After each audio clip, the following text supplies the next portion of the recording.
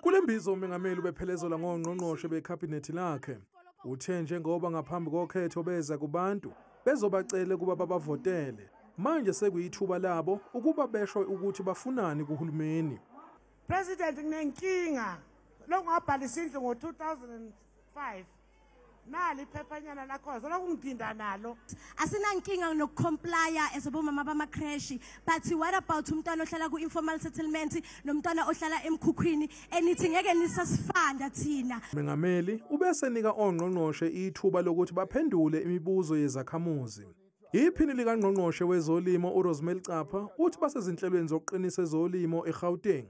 Ubephendula umbuzo wokuthi iGauteng ishawa indiva kulomkhakha. We are actually allocating 53 million to the province of Gauteng on upesi uqinisekisa into yokuba abantu abangena zi-farms nazi-title deed nabangamakhaya bayakwazi ukunikezwa le mali. Ungqongqoshe wamaphoyisa uSenzo Mchunu uthi bayazazi izindawo eziyidleke zobugebengu ekuruleni.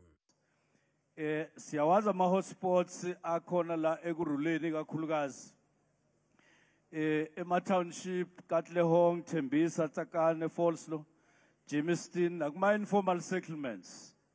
Sizoyixoxa-ke leyo mhlaka 5 noma mhlaka 6 ukuthi sizowenza kanjani ama-hotspots aba ama-cool spots. Udabeni lwezindlu, iphini likangqongqoshe ezokuhlaliswa kwabantu liphendule ngokuthi bavele sebebeke eceleni imali yokwakhiwa kwezindlu.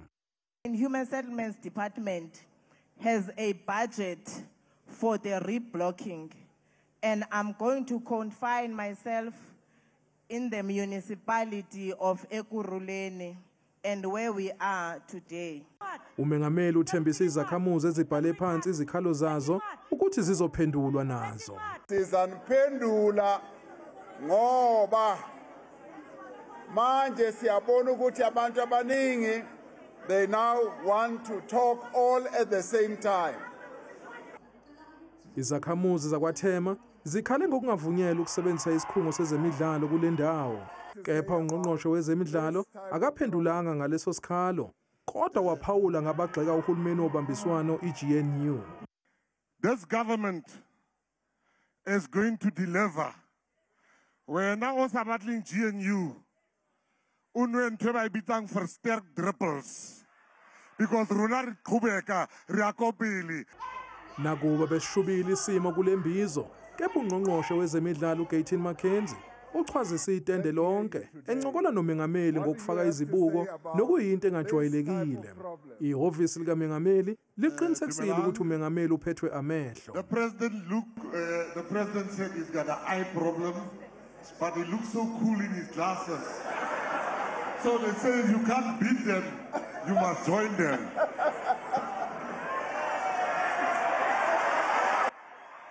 Umengameli usongele imbizo ngokuthi kuzokwakhiwa inyuvesi ekuruleni njengoba ingekho inyuvesi ngaphansi kwalomkhandlu.